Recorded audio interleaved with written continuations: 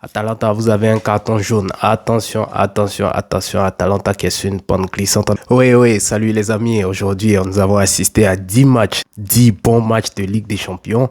Nous sommes toujours dans la phase de qualification des différentes équipes. Ça a commencé très tôt avec le club d'Athletic Bilbao.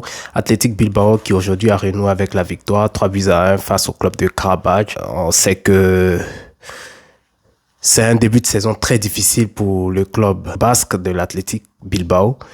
Mais aujourd'hui, ils ont eu droit à un grand Guruzeka qui a fait un doublé et deux buts magnifiques en dehors de la surface de réparation.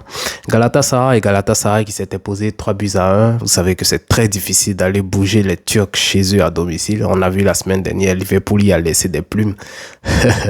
Atalanta qui est toujours sur une pente glissante. Attention Atalanta. Attention Atalanta. Là, Atalanta, vous avez un carton jaune. Attention, attention, attention. Atalanta qui est sur une pente glissante. On n'a pas du tout été habitué ces dernières années-là à cette prestation, ces prestations que l'Atalanta nous sert. Bayern de Munich, le Bayern de Munich a assuré la victoire. Pépère avec ses attaquants qui ont marqué. On a Harry Kane qui a marqué à la 14e minute. Jackson, on a pensé que il y avait une marge pour Harry Kane qui est actuellement, je pense, le meilleur buteur avant Mbappé pour faire un doublé ou un triplé. Mais bon, 4-0 face au club belge, club belge. Chelsea qui a assuré aussi la victoire 5-1. Vous pouvez voir ici, les buteurs sont Gui, Caicedo, Fernandez. Aujourd'hui, on n'a pas eu de but de Cole Palmer. Voilà, Chelsea s'est imposé assez facilement, même avec l'absence du climatiseur Cole Palmer. Chelsea s'est imposé assez facilement. Liverpool, franchement, moi, je m'y attendais pas. Je m'attendais pas à ce que Liverpool fasse un carton comme ça en Allemagne, du côté de Francfort. Liverpool s'est imposé 5-1. Ces derniers temps, Liverpool, vous pouvez le constater, a enchaîné, je pense, 4 matchs ou 5 matchs avec que des défaites. Vous voyez ici, Liverpool a perdu 2-1 contre Manchester United.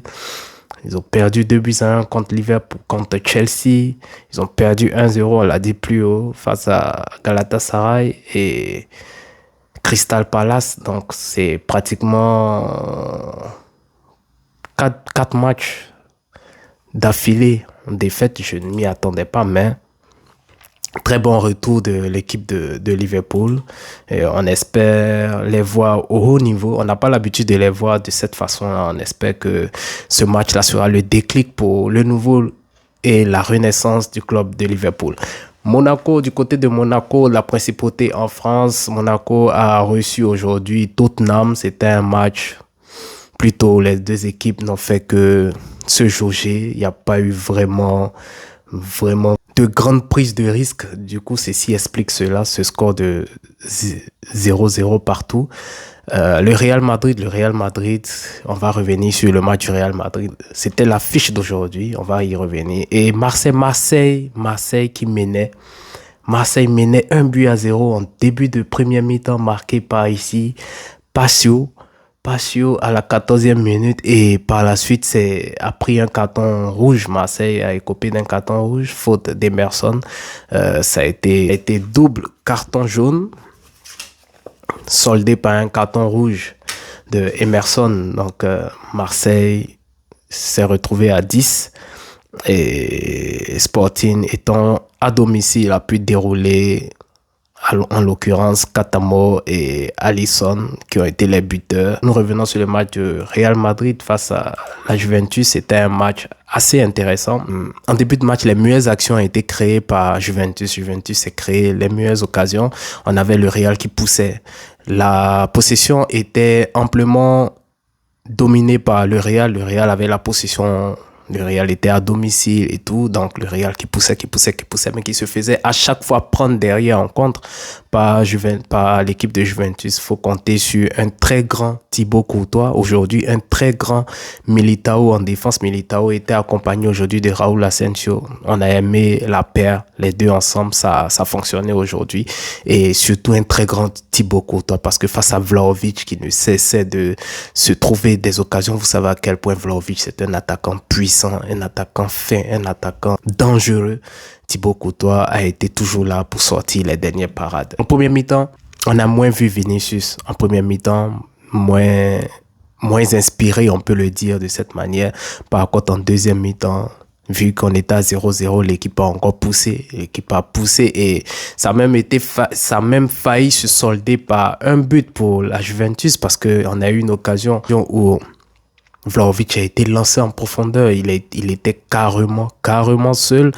Mis à part Militao qui l'a vraiment accompagné. Il faut saluer Militao là pour son effort défensif, parce que s'il n'était pas là, je pense que Vlahovic aurait mis ce but. Donc il a gêné Vlahovic jusqu'à la dernière minute, ce qui a permis à Thibaut Courtois de contrer cette frappe de Vlahovic et de la mettre carrément à côté. Donc on a eu un éclair de génie de Vinicius, voilà, qui n'avait rien joué en première mi-temps, sur un éclair de génie. Vous le connaissez, Vinicius, dans ses gris-gris là.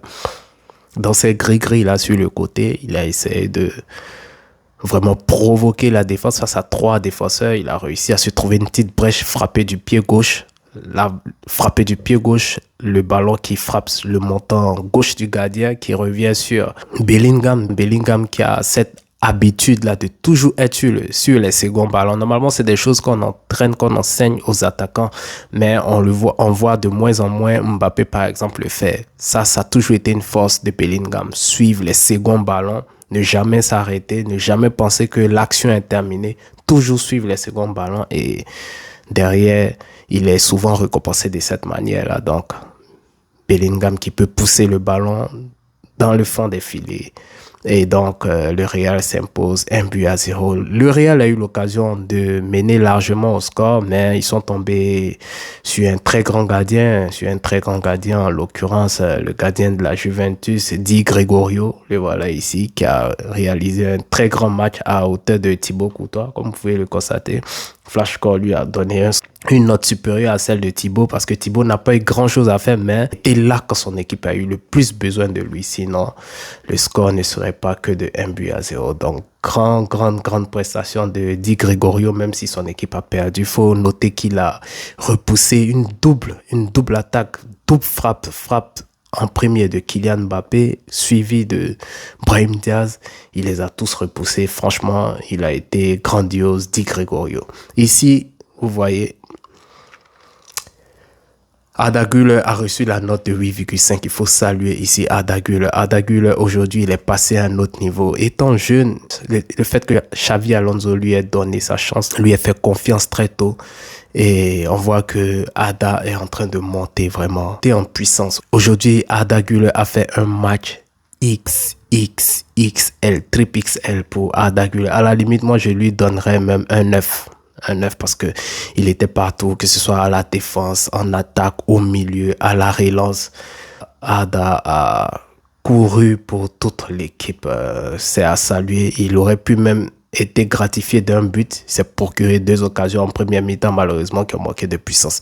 Voilà les amis, on se dit à très bientôt pour un tout nouveau débrief. C'était la VAR officielle. Que Dieu nous garde. Portez-vous bien. Ciao, ciao.